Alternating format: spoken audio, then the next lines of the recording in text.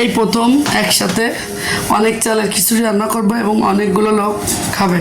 তো আমি হচ্ছে গরুর মাংস রান্না করব আর পাশাপাশি 6 কেজি চালের খিচুড়ি রান্না করব।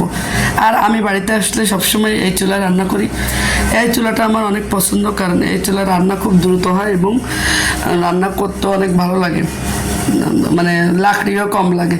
তো এই যে দেখতে পাচ্ছেন আমি বড় পাতিলে বড় খুন্তি দিয়ে আমি খিচুড়িটা ভালো করে কষিয়ে নিচ্ছি আর ভালো করে উল্টা পাল্টা করে নাড়াচ্ছি যাতে তলে পুড়ে না যায়, কারণ এটা হচ্ছে বোনা খিচুড়ি হবে, তো ভালো করে হচ্ছে বুনে নিতে হবে। তো মাশাল্লাহ আমি মনে হয় পারবো। আর এটা দিয়ে না নাড়তে অনেক সহজ হচ্ছে। তো আর যেহেতু মুগ ডাল দিয়ে রান্না করতেছি, স্মেলটা এত দারুণ আসতেছে। তো হচ্ছে বড় হাঁড়ি, তো মাঝে মাঝে একটু বেশি নাড়া পড়লে একটু কাত হয়ে যাচ্ছে, তো সমস্যা নাই। তো আমি খিচুড়িটা একটু জোরজোরেই করবো, যেহেতু গরুর মাংস দেখাবো। সবাই দোয়া করবেন আমার খিচুড়ি রান্নাটা যেন ভালো হয় এবং আমি যেন সবার মন জয় করতে পারি।